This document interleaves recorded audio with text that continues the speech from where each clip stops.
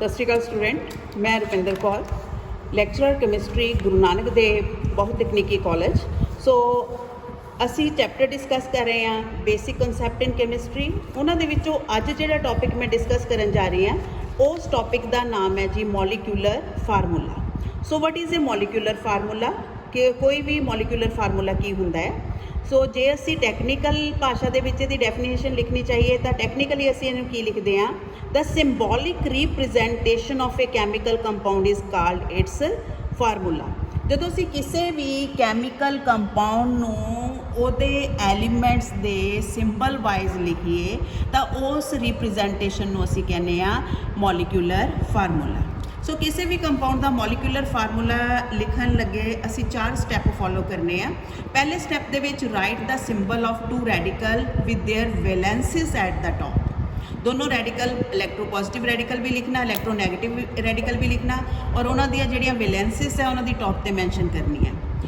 Change the positive and negative charge valencies into number. ਜਿਹੜੇ ਇਹਨਾਂ radical ਦੇ ਉੱਤੇ ਪੋਜ਼ਿਟਿਵ ਚਾਰਜ ਹੈ, ਪੋਜ਼ਿਟਿਵ ਤੇ ਨੈਗੇਟਿਵ ਸਾਈਨ ਅਸੀਂ ਦੋਨੋਂ ਕੱਟ ਦੇਣੇ ਆ।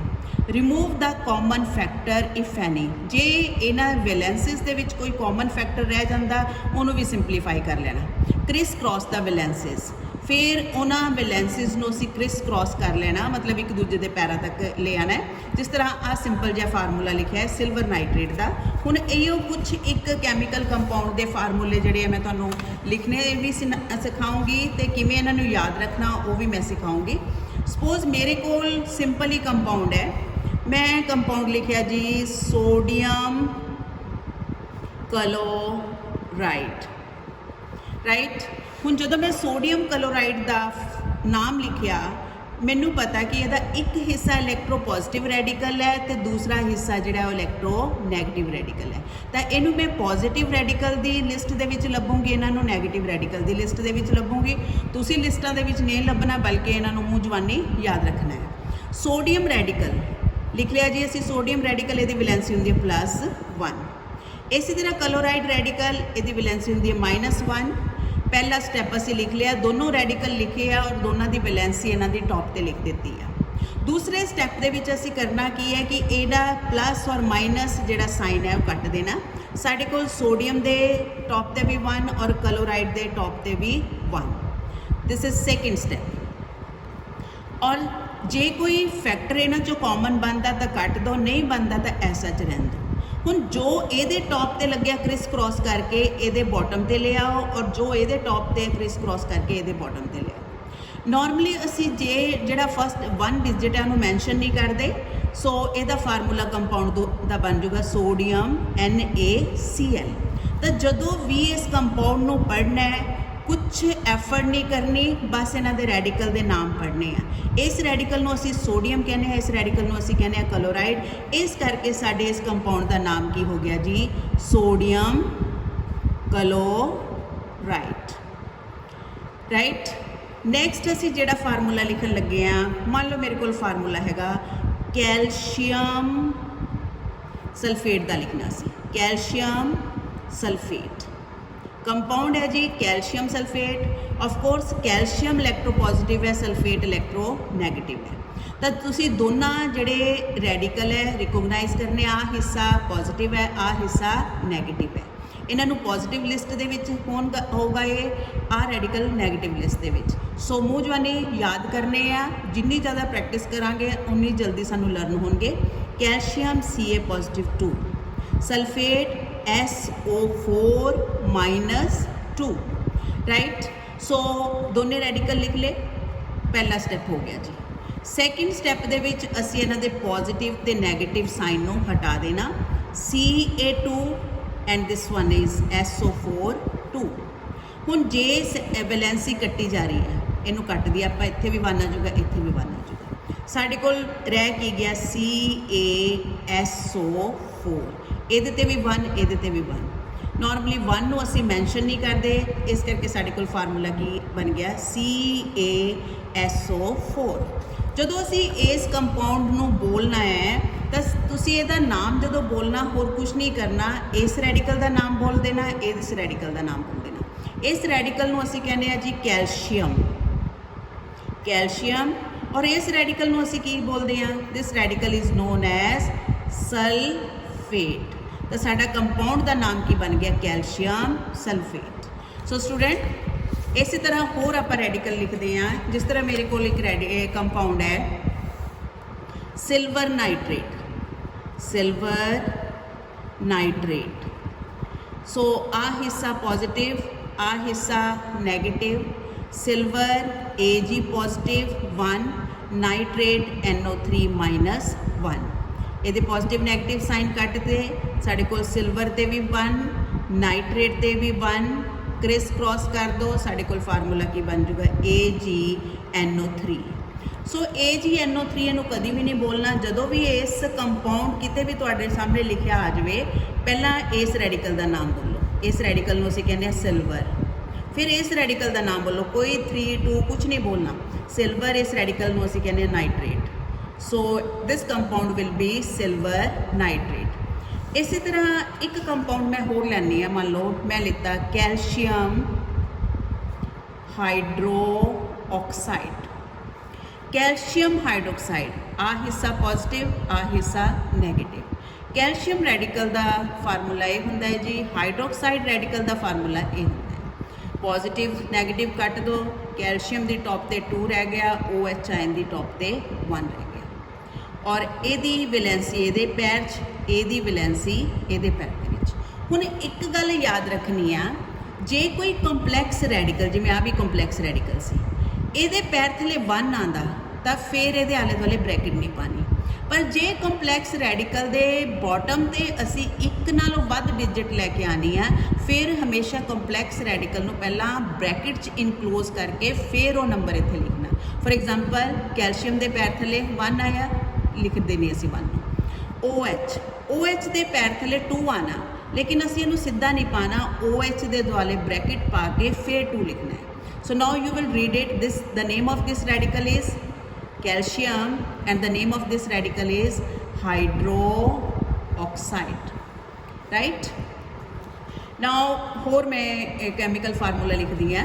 मान लो मेरे को एक कंपाउंड है ferrous sulphate, ferrous sulphate. Similarly एक कंपाउंड है जी मेरे को ferric sulphate. This is ferrous, this is ferric. ये पिछे आयरन के नाम के पिछे अस लग्या हुआ है, ये पिछे एक। मैं तुहानू दस्सिया कि आयरन दी 2 पॉसीबल वैलेंसीज होंदी है, +2 ते +3। जे आयरन लोअर वाली वैलेंसी नू हमेशा OUS अस नाल एंड करना, हायर वाली वैलेंसी नू 1 नाल एंड करना। So this valency will be +3 and this will be +2। Sulphate फिर उस तरह ही SO4 -2, SO4 -2। राइट। सो ये दोनों कंपाउंड के फार्मूलाज मैं जी फार्मूली पैरल लिखूँगी। किस तरह लिखने हैं, Fe आ पॉजिटिव तो नैगेटिव हटा दी आप 2, SO4 2। राइट, 2 नाल 2 कैंसल हो गया जी। सो साढ़े कोल कंपाउंड का फार्मूला की रह गया जे असी क्रिस क्रॉस करते हैं, Fe1 SO4 1 ये पैर थले, 1 ये पैर थले, 1 नॉर्मली असी मैंशन नहीं करते। So it will be FeSO4। So you will read this compound as the now. हुण सानू इत्थे इहदा जिहड़ा चार्ज है वो 2 है। सो you will read it ferrous sulphate. और इन्होंने दोनों के फर्क की बनूगा, आप दोनों फार्मूले पैरलल लिखते हैं, तुम अपने आप इस डिफरेंस को नोट कर लोगे। सो चार्ज कट्टो इतों, साढ़े को Fe3SO4 2, ये पैर थले 2, ये पैर थले 3। So you may right it Fe2। हुण राजे ये एक नालों वध डिजिट ये पैर थले जा रही है, इस करके कॉम्पलैक्स रैडिकल नूं असीं पहले ब्रैकेट च इनक्लोज करके फिर डिजिट ये शिफ्ट करनी है। SO4 ब्रैकेट च इनक्लोज करो इनू, फिर ये पैर थले 3 लैके जाओ। So this is ferric sulphate. तुहानू कित्थों पता लग्या कि ये फेरिक है, क्योंकि जिहड़ी इहदी वैलेंसी इहदे पैर चाहिए। ठीक, ਇਹਦਾ मतलब आयरन की जिथे वैलेंसी 3 होंदी है उत्थे आयरन फेरिक कवांगे असीं। So this radical is ferric and this is again sulphate. तो जदों किसी भी इनऑर्गेनिक कंपाउंड का बेटा नाम लिखना है, तुसी नाम लिखन लगे कोई 2 3 1 कुछ नहीं बोलना, simply read the name of present radical. ਜਿਹੜਾ भी रेडिकल उत्थे हैगा सिर्फ उन्होंने नाम लिखने आ रेडिकल फेरिक है, आ रेडिकल सल्फेट है। So the name of the compound will B ferric sulphate. So this is the technique. होर एक दो आपां जिहड़े कंपाउंड है वो ले लैंदे आ। जिस तरह मेरे को कंपाउंड हैगा जी potassium nitride, potassium nitride, potassium nitrite, then potassium nitrate. How you will write them? ਇਹਦੇ ਪਿੱਛੇ आइड है, ਇਹਦੇ ਪਿੱਛੇ आइट है, ਇਹਦੇ ਪਿੱਛੇ एट है, राइट। आ सेम ही है सारे।